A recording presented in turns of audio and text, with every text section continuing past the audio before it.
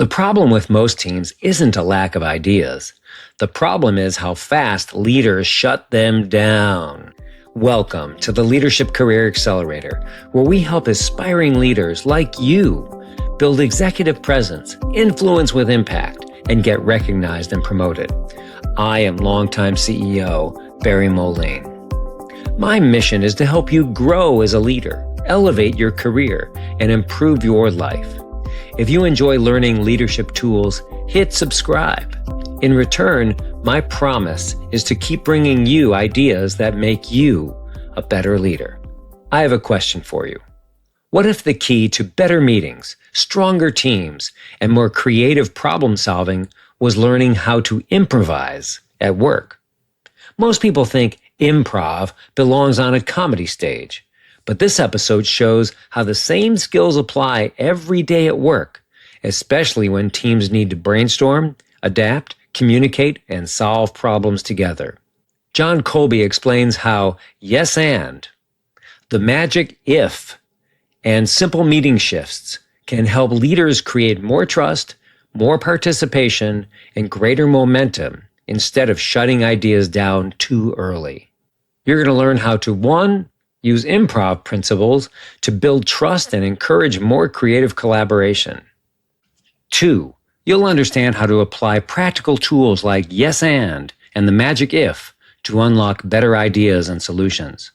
And 3, you'll learn how to make meetings more engaging by adding interaction, variety, reflection, and space for different communication styles. Let's get into it. Well, welcome, Jon. Thanks. It's always a pleasure to talk with you, Barry. Hey, Jon, we're here talking about improvisation. And what is that? I'm not really sure what the word is. There's so many syllables. I don't think about it all the time, and I have to go look it up. But here you are. Explain that to me. I'm here. Yeah, improv, for short, improv. So let's get rid of some of the syllables. It just means without preparation. So when you go through your daily life, you're improvising because you don't know what's going to happen when you go to the grocery store. You can see an improviser in jazz music where they will lay down a tempo and then different musicians get an opportunity to take an improvised solo with the trumpet or the trombone. But for me specifically, it's improv comedy. So we go up on stage like something like Whose Line Is It Anyway? We take a suggestion from the audience and we make up a song or create a scene or a whole. I have an improv partner we named Dudesicle. It's 2 dudes, and we write a whole 30 to 45 minute musical based off of one suggestion. Wow. All right. So I think about improv as the being on stage part, and I guess the musical part too. And those are things that scare me because, I don't know, I'm not real good at that. Or when I go see an improv show, I think those people are so fast. But when you say we do it all day long, that's the first time I've thought about improv as I don't even know what my next sentence is going to be. So I guess I'm improvising throughout the day. When you say, supermarket, or you see somebody and like, hey, how you doing? Or I don't know, somebody drops a can of pickles on the floor and you go like, whoa, what do we need to do with that? Yeah, everything. I like to say it's just act and react is all improv is. Mm-hmm. When I say act, somebody makes a choice, somebody creates some type of stimulus. So whether they say something, they do something, and then we react to it. And so if you and I were doing an improv scene, it's just like if you and I were having lunch, I would say something and you would listen and it would inspire a response, and we would just react back and forth until the show is over. That's basically all it is. Okay. So we do this when we're brainstorming at work. I used to be in charge of hurricane restoration in Florida for a group of utilities. And in the moment when there was a hurricane, we just had to act. We just had to do things and fix things and so on, get people organized. But before we were in a hurricane, our team would get together and we would brainstorm and talk about all the crazy things that could happen in the next hurricane. What did we learn from the last hurricane and what could happen in the next hurricane? And it was all just one crazy idea after another. Just throw them out, put them on the table, and then we would imagine what we would do in that moment. So would that be categorized as improvising? Yeah, people all the time hear that I'm going to improv rehearsal. And they're like, well, how do you rehearse? Because it's improv.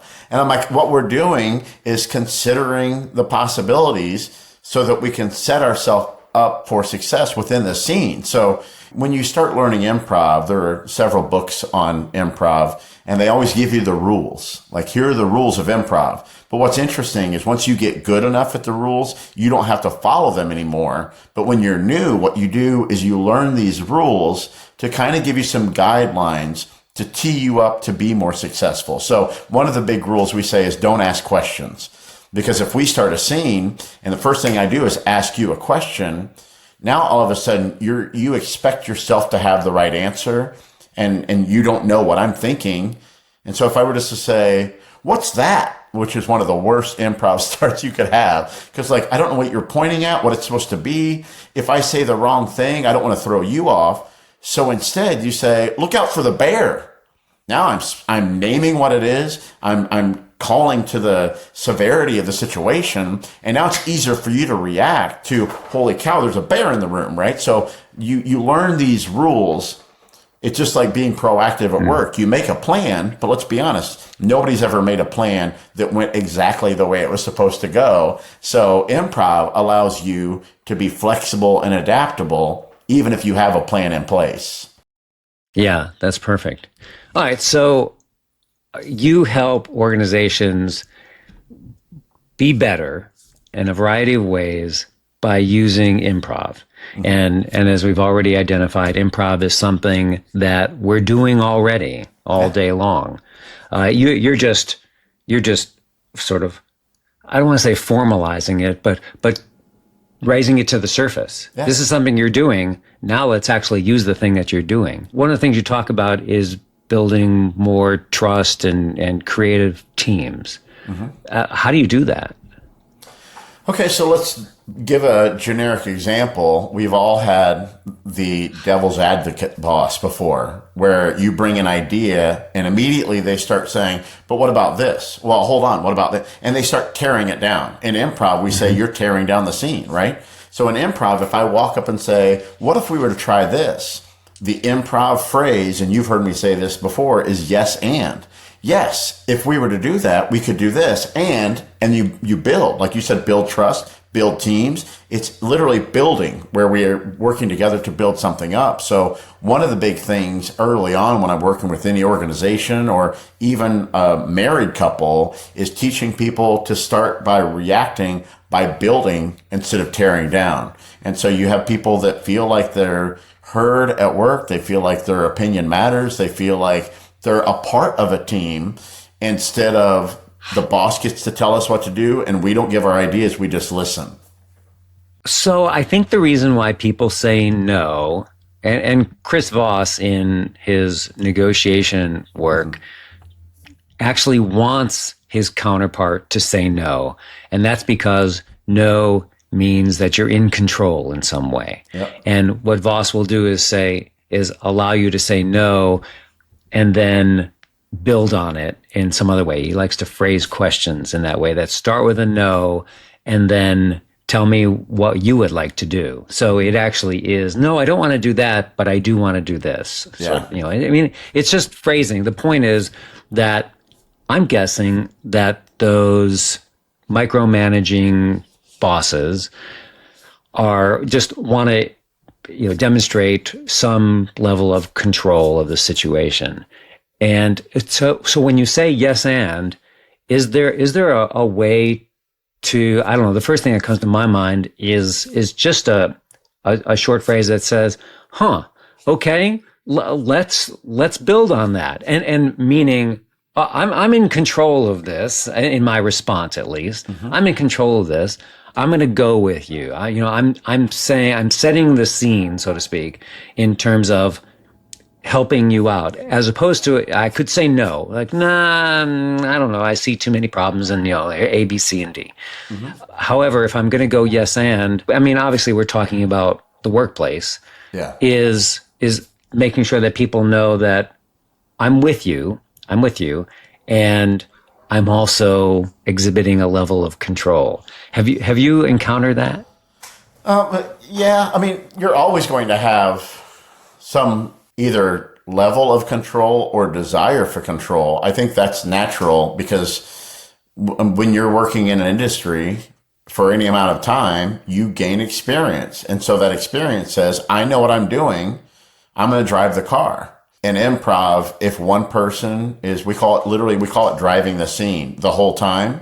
I don't want to be in that scene because it's somebody else just telling me what to do and where to go all the time. I'm like, well, if you just want people to follow along, why don't you write a book? Or why don't you write a story or write a script? Like if you want an improv, like the whole joy of improv is really just adults pretending together. And so if we've all, remember when you were a kid, we all had a bossy kid in our neighborhood that would always try and, if we don't play this way, I'm taking my ball and I'm going home. And so I'm like, man, I don't want to play. If we have, like, anytime you change the rules or you don't get your way, you quit or you give up. Like, I want to be with a team that when something goes wrong, and that's another big rule in improv, if there's a mistake, we just say mistakes are an opportunity to learn. So when something goes wrong, I want to be around a team that goes, okay, what can we learn from it? Where can we grow from it? So you build this team that nobody is necessarily in charge all the time. Don't get me wrong. There's a boss. There's management that helps to, track progress and stuff like that. But everybody is a team pitching in to make sure that we're successful and honestly that we're having fun while we're doing it. So in this teamwork example, we're talking about how to bring folks together to build up on an idea. And it can go in a variety of directions as we're yes-anding. And the goal is just to get people working together. I mean, my original question was, how do you create a better team from this? And the goal is everybody understands that one simple rule, yes and. Yeah. Let's try to build on this original idea. Yeah. Everybody works together toward that idea. But what's interesting, and you said, obviously it can go in different directions. That's part of the fun. I think, man, I wish I could think of a good example right now. There are so many famous examples of scientists or teams creating something and they accidentally created something else, right? So they were working towards something like, oh, wait, this, like Avon, like cosmetics, had a product called Skin So Soft. And it was originally just supposed to be like, something to keep your skin smooth. Then they realized it was really good at getting bumper stickers off of cars. It was really good to keep mosquitoes away. It was really, so you start finding all these other things. And that's what yes and is. Like, we have a goal, but sometimes we're going to learn something new along the way, and it can be some really cool stuff. And when you have those breakthroughs, the team celebrates, right? It's because we allowed ourselves to go, okay, what if it did this? Or what if we tried this? And Skin So Soft, when, in my childhood at least, was used for everything. Funny. I just picked up my Post-it notes. Post-it notes were created by a 3M scientist trying to create a new glue, and it wouldn't stick well, right? Yeah. That's exactly what it. That's it. That's a perfect example. Yeah. Wow. Well, so we just did describe some examples. Uh-huh. How can I use this with my team at work? I mean, not my particular team, but you've been in workplace environments where you're working with a team and you've seen them do stuff. They're making widgets or products or services, whatever it might be. What are some examples that you've seen where teams have used this? I'm looking for something that's more concrete. Yes, I can give you a few. So first of all, we're going to use the phrase, the magic if. And this goes back to a Russian acting teacher named Konstantin Stanislavski from over 100 years ago. But he said acting before, back in the 1700s or going all the way back to Shakespearean times, it didn't seem real. It was like this over-the-top, ridiculous thing. But Stanislavski is considered the father of modern acting because he said, no, think about it. If you were really that person saying those lines under those circumstances, how would you really act? And that's the magic if. So how we use the magic if in the business world is when people feel stuck and they're not finding solutions. Well, let's go, okay, hold on. If we had more money, how would we solve this problem? If we had a bigger team, if we could hire anybody, if we could get anything, how would we solve this? And what happens is people immediately find solutions. I joke around that if you have enough money, people think they can solve anything, right? So I was working with a company on the East Coast, and they were having hiring issues for these like preschools. And one of the challenges is they were only paying $15 to $20 an hour, but they had a very high expectation for what they wanted these people to be able to do. And so during a brainstorming session, I said, okay, if you had all the money in the world, who would you hire? And they're like, well, we would get people who had a degree in early childhood education. I'm like, cool. So what's the problem?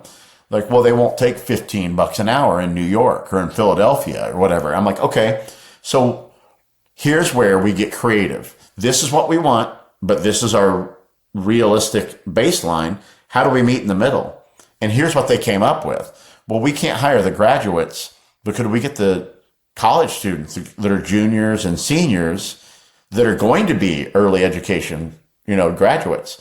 So what has since happened, this is a couple of years ago, several of these preschools have partnered with local universities to get those students who are sophomores, juniors, and seniors and said, what if they went to school 3 days a week and the other 2 days a week, they worked and made money, but they were also getting their observation hours. So it ended up being a win-win, both for the university and the company, well, and a third win, and for the students, because now they're getting paid. When I student taught, I didn't get any money for it, right? So it's a win-win-win, right? That's how you say, let's go big and dream big. I helped an engineering company do the same magic if and solve an engineering problem.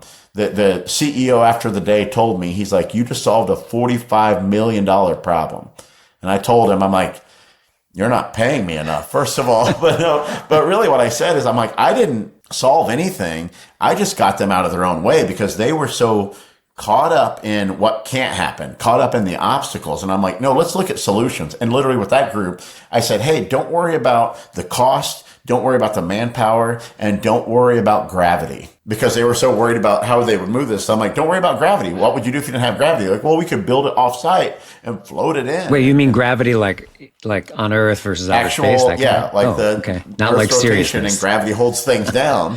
And they're like, well, you could build it off site. And they started talking, well, then could we build part of it off to the side and use additional cranes to pick it up and move it over the highway? And they did. They found in a couple of hours, they solved this big problem they'd been working on for months, and they found a solution. And again, it's seeing possibility instead of seeing the obstacle. Yeah, that's really amazing. I had a problem at work a few years ago where I think that my senior staff had been meeting secretly, and they were all talking about the need for more staff support.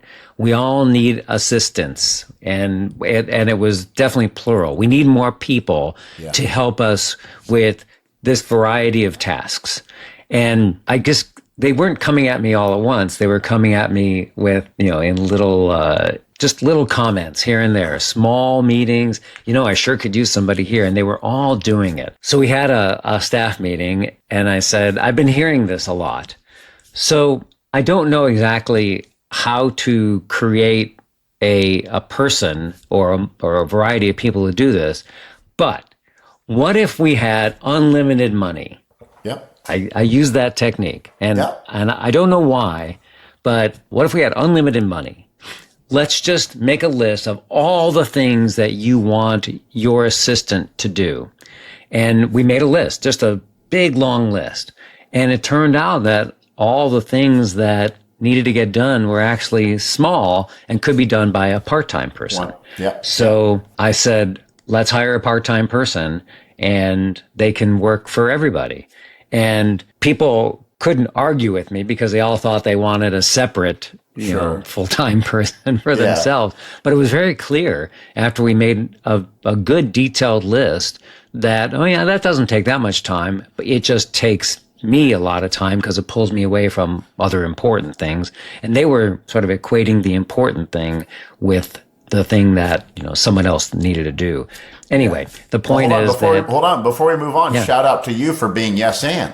You were hearing them, and instead of saying, you don't need somebody, it's not that big of a deal. What are you doing with all your time? You could be getting it done if you just cut that. It didn't take that long. But instead, you said, what I'm hearing is, let's look at it. And that's yes and. And so let's brainstorm. No restrictions, no obstacles. And so that's the perfect example of making your people feel heard through yes and. So here we go. Gold star for you.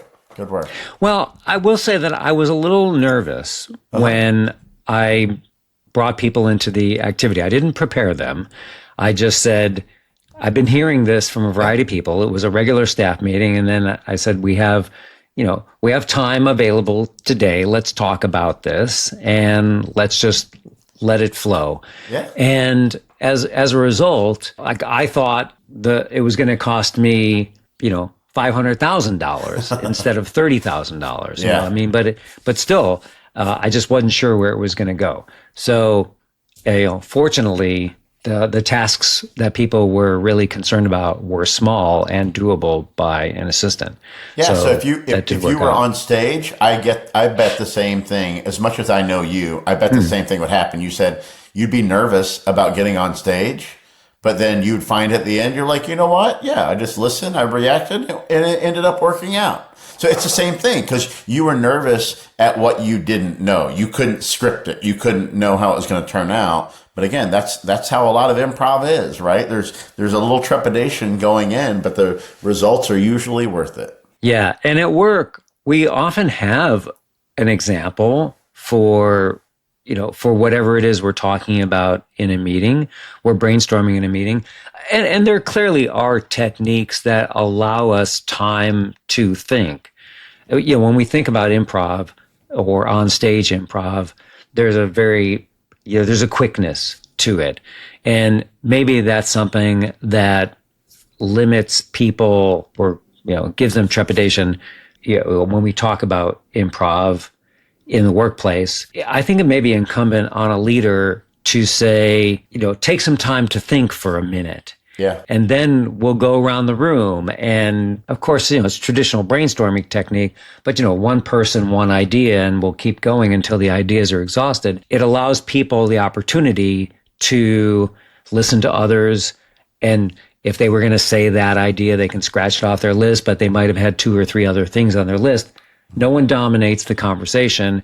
And even in the process, as other people are talking, it still gives you a chance to collect your thoughts, think on that for a little while, and maybe even add an idea as well.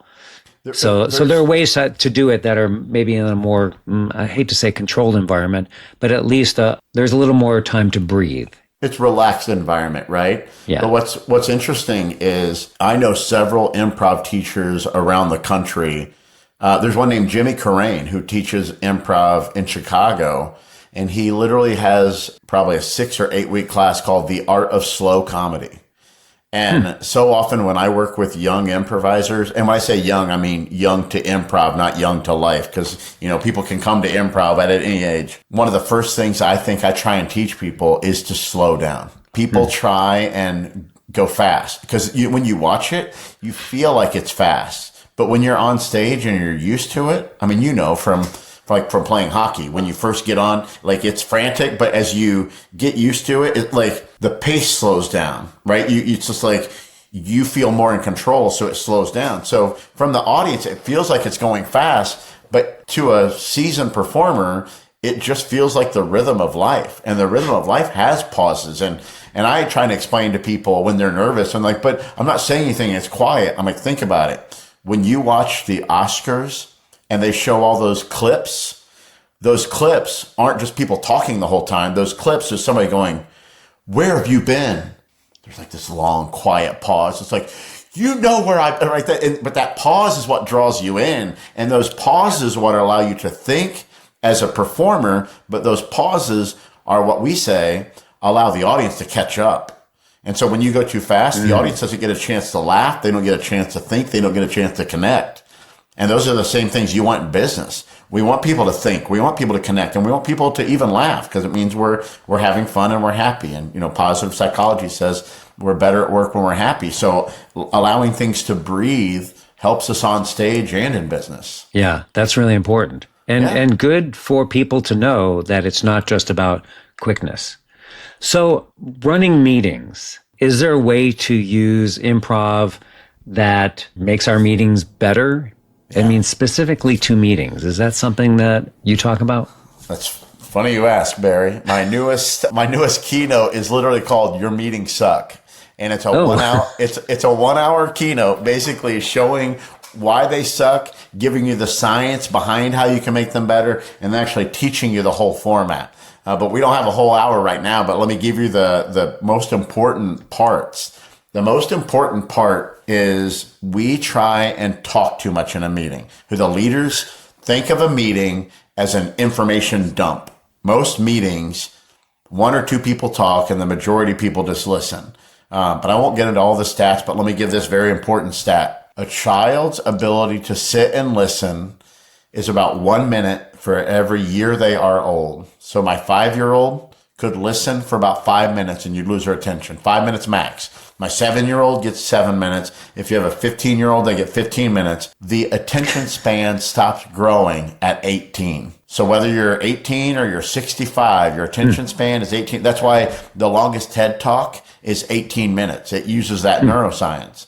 So my question to people always starting off is, are you ever running a meeting where some people are sitting quietly for more than 18 minutes? And well, yeah, but that's why I ask for questions. I'm like, here's the thing. Not everybody's going to ask a question. And so the people that ask a question, technically their brain's doing a little bit of a reset because they got to engage and now they can listen again. But what I teach people is every 15 to 18 minutes or so, add in something interactive. And interactive could be you get to turn and talk to somebody else. I can put you in a breakout room where you could talk in a small group. I'm going to give you a chance to journal about it. I'm going to give you a chance to open your laptop and put it into practice and see what questions you have. I let people every 15 to 18 minutes do something that allows that long-term or that information to start sinking into the long-term memory instead of sitting on the surface and then blowing away. So not only do I retain information more, I feel more connected to the people that I'm with because I'm engaging in the meetings. Wow.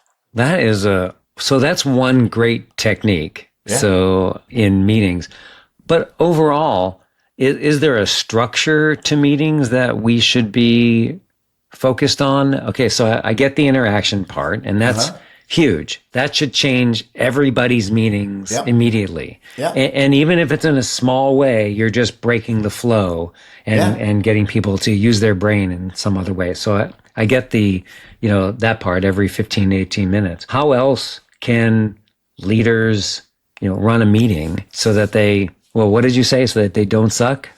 So they don't suck. That's the goal. We're trying to make them not suck. Well, okay, so you want something else. So another thing that it's important to remember is repetition is easy, but repetition creates habits. And let me explain what I mean by that. When you had a normal job, you would drive to work every day, right? And you would take the same path every day. And so after a few weeks of doing it, you didn't even really think about the drive anymore. Your brain thought about other things. I guarantee you, there were days when you would get in your car on the weekend to drive somewhere else and you would accidentally start driving to work, right? Because your brain goes into autopilot. Well, too many people have a format for their meetings at work. And so when I sit down as an employee, I'm like, okay, here's the drive to work. It's the same format every time. My brain starts shutting down. So another big part you're asking, is there a format we can follow? No. I can give you ideas on things you can do, but once you've done that format for a little while, you got to mix it up again. And so I even are you familiar with EOS implementers?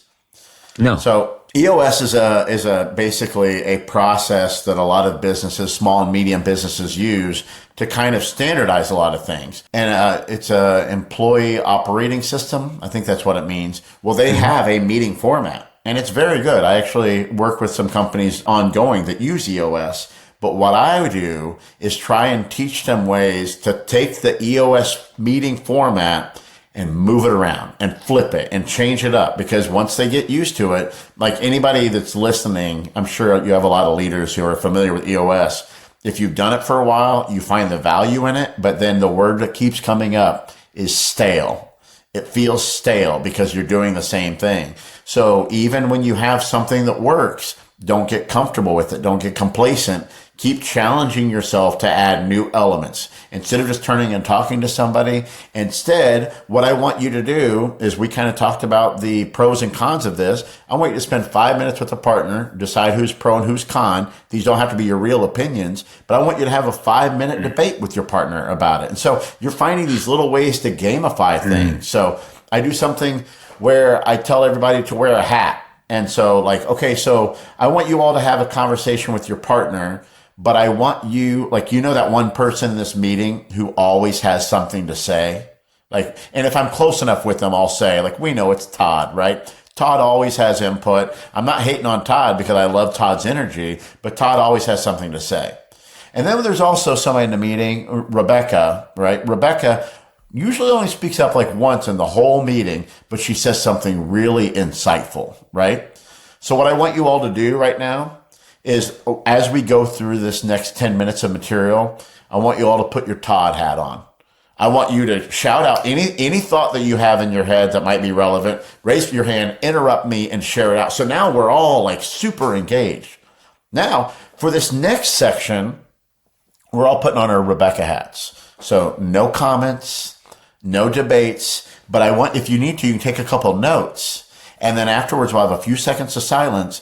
And then I'm going to have you turn to your partner and share your most insightful thing on that. So what you're doing is you're getting people to pay attention, but in a new way, which again, uses the brain in a different way. So we're just constantly finding ways to innovate, to like I said, flip it on its head so that we don't get bored. So, okay, just to recap there, those are 3 great techniques. One was, we're talking about this idea, break off into 2s or 3s, and debate the pros and the cons. Yep. And then we report out. And then what you find, if you've got a meeting of, well, who knows, anywhere from, 5 to 25 people, you're going to have a lot of ideas suddenly thrown out on the table. And then you said basically the Todd technique, I think, was the blurting out technique. Just keep blurting out ideas. Just whatever comes into your brain. Or hold on. And sometimes Todd's not giving good ideas. Sometimes he's poo-pooing ideas. So tell me what you don't like. Punch holes in these theories. Like, again, just share it out and you just create this fun energy. And people will even try and copy his voice or whatever, And so it's playful, but it really is getting to the heart of the matter that's at hand at the moment. And the Rebecca hat was, we're gonna think, and then think of the most insightful thing that we can.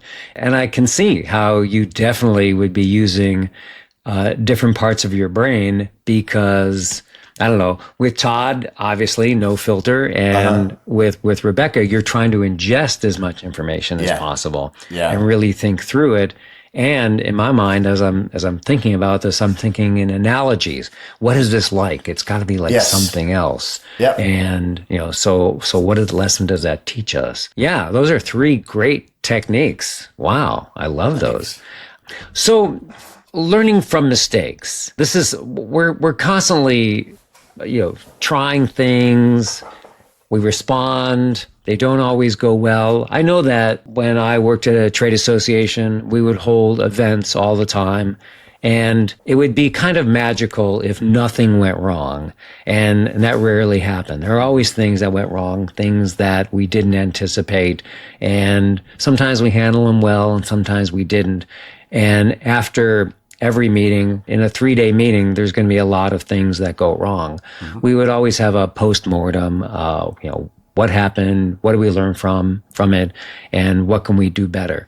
Is that what you talk about, or a process when you talk about learning from mistakes, or is there something else that you do? Yeah, I think you're hitting it on the head. I just want to make sure we're starting with the positive. What went right? Is that it? What went Hey, right first? Yeah. We need to wire our brains to do that. And a lot of us, I mean, somebody our age or older, they weren't wired that way. I guarantee it. Because the scenario I always pitch is when you were a kid and you brought home your report card. Let's say your report card had 5 A's and 1 C. What's the first thing your parents said to you? Now, what did you say to your kids, or what do you say to your kids? And luckily, the current generation is more likely to celebrate those A's first. But a lot of us were raised with, hey, I brought home 5 A's, and the first thing you did was, what happened with the C, right? Now let's think about somebody on your team brings you a proposal they're about to send to the client. Well, do we look over the proposal and point out the great things first, or do we immediately start picking it apart? And so often, and even I hired 2 new interns, and we had our first meeting last week, and one of them showed me something she was about to post on social media, and she had spent a good amount of time putting together. It was very cool.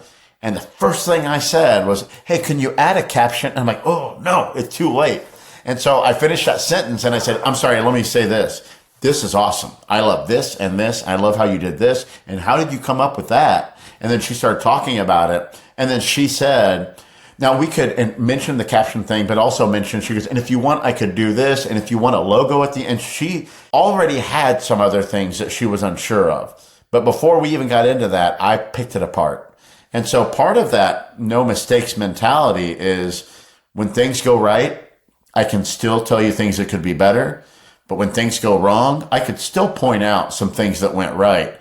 And I need to become the boss that acknowledges the things that went right as well as those. And then when it comes to the negative stuff, I will ask, where could we improve? And even if you brought me a project, we'll look it over and I'm like, hey, I like this stuff. Do you have any ideas where we might be able to improve it?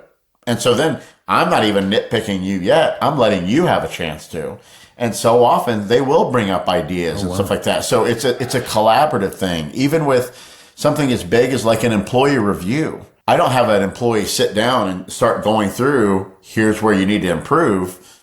Ahead of that interview, you give them a questionnaire saying, give me 3 areas you're doing well, 3 areas where you want to improve, and then give me some things that you're going to do to make those improvements. So before we've even had the meeting, they've thought through what's my value to the company, where can I get better, and how am I going to do it? So the review, I'm not talking, I'm like, guide me through it. And I might say, now, does that have anything to do with this as well? Because maybe that's one area where I want to see them improve. Like, yeah, I think, and they'll kind of, again, we're working together, but they're driving the car and I'm along with them on the ride, giving their navigation to help them stay on the road, but they're in charge of it. That's yes. And as a boss, like I'm the boss by title, but like this is a collaborative effort to get the most out of both of us. Yeah, that's a great example. Is there a generational element to some of this?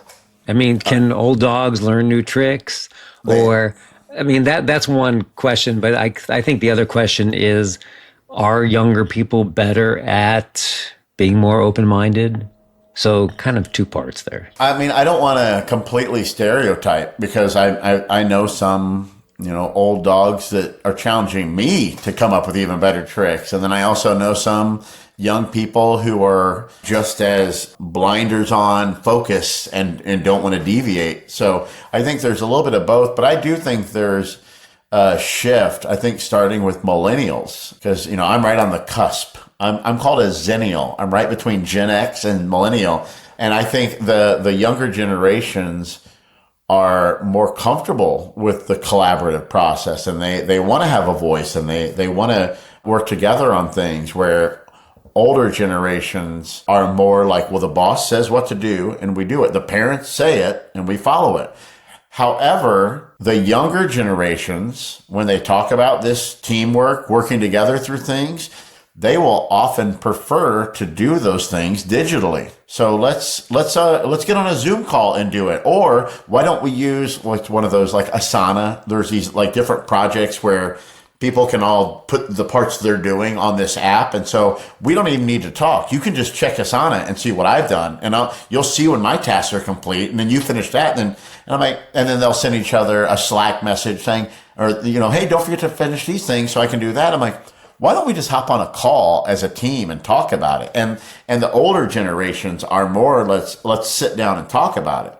And so there are times where there's definitely a benefit to sitting down, but there are also times where I'm like, man, we don't need a meeting for everything, right? So it's this constant balancing act between the generations and kind of finding out where can we do our best work and what can we do to make sure we're supporting people. So if I'm working with a multi-generational team, I just ask point blank, what helps you best to do your part of the job, right? And so as long as we figure out what people need, it doesn't really matter what generation they're in. It just matters what they need to be successful. Yeah, that's really good. Most important there is just asking people how they like to communicate is ultimately the best. I had not thought about the long arc of communication techniques as seen through the prism of generations. As when you were talking about it, I thought, going back to the turn of the last century, everything was definitely filtered down from the rich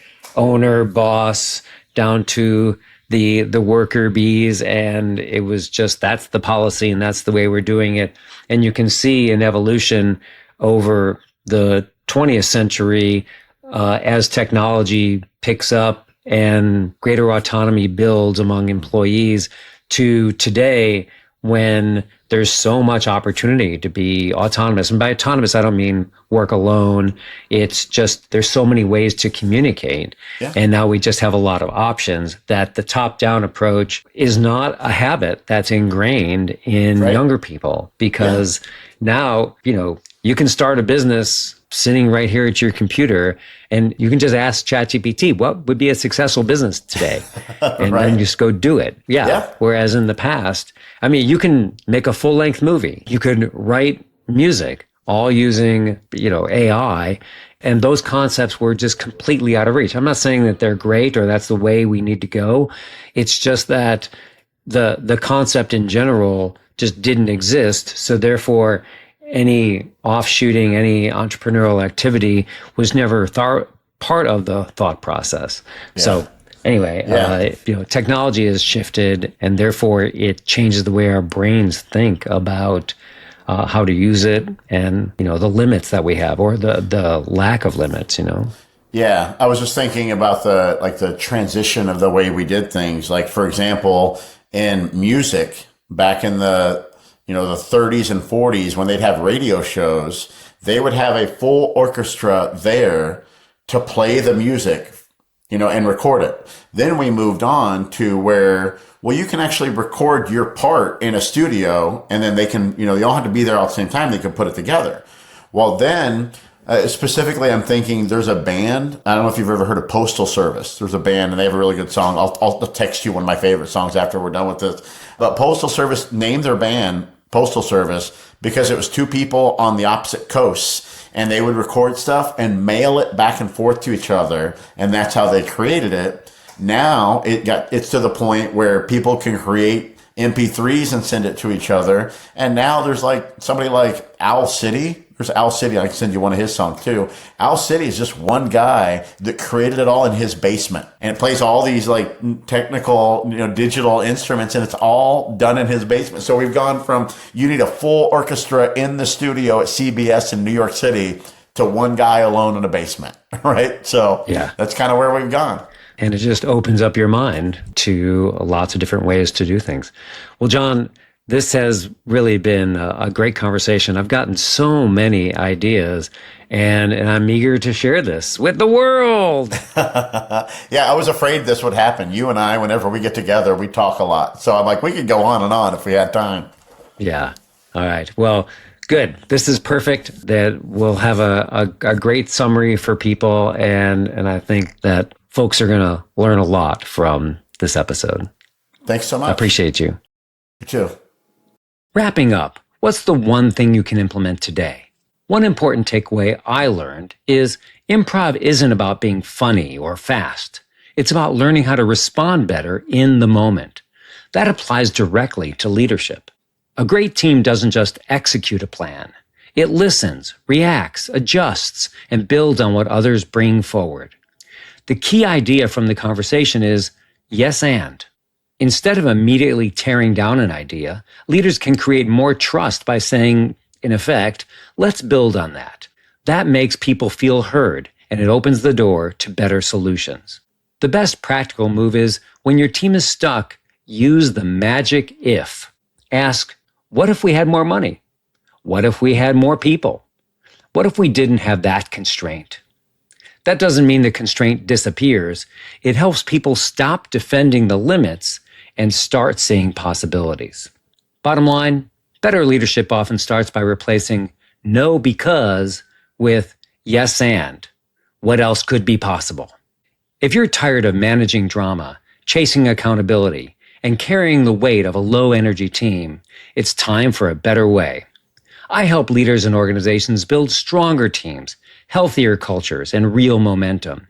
Together, we'll identify where your current structure is falling short and what it will take to move from a stagnant, conflict-filled environment to a high-performing, purpose-driven organization.